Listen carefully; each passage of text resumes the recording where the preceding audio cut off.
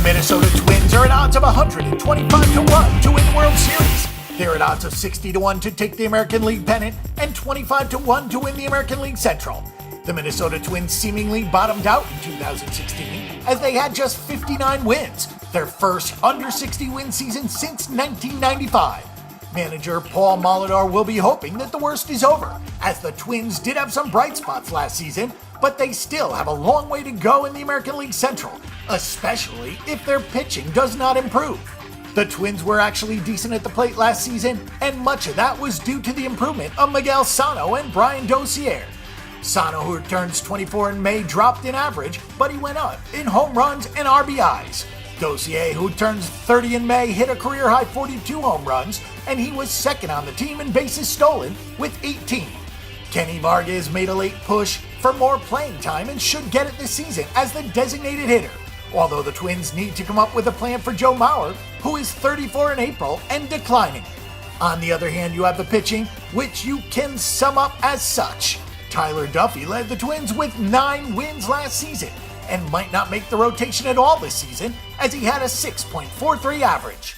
The Twins will probably try out a lot of pitchers for the rotation, and the only real certainty is Ervin Santana. Ryan Presley is a solid middle reliever, and Brandon Kintzler had 17 saves with 3 blown saves. However, the rotation could be so bad that it just doesn't matter.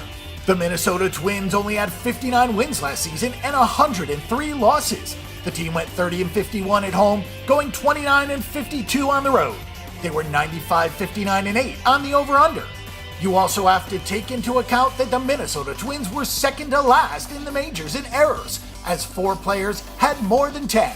Some players to watch for 2017, Miguel Sano goes into his 3rd season with a lot of expectation, and this season he'll have to learn how to balance hitting with power and hitting for average. The increase in numbers could be attributed to an increase in games played as well, as Sano played 80 games as a rookie, then it went up to 116, and his slugging, ops, and OBP all went down. However, the Twins can't really afford to be choosy when it comes to home runs, so they'll roll with Sano, who has to improve on his 18 errors in the field. Vargas has never played more than 58 games for the Twins over 3 seasons, but he hit 10 homers and had 20 RBIs in the 47 games he played last season.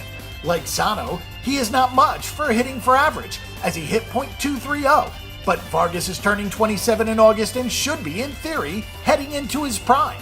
He has earned comparisons to David Ortiz, which might be a bit exaggerated, but the Twins should be trying to work him into first base because Joe Mauer isn't getting any younger. Ervin Santana actually pitched pretty well last year. He just didn't get a lot of run support from the Twins. He posted a 3.38 ERA, which is fine, but Santana's career problem has been consistency. The Twins need him to be consistent, as he is their best starter by a wide margin. Hector Santiago is probably the leader for the number 2 spot in the rotation, and he is a free agent next summer, so he will be motivated. He split last season between the Twins and the Los Angeles Angels, and his numbers ballooned when he got to Minnesota. Hopefully he can get that under control in 2017.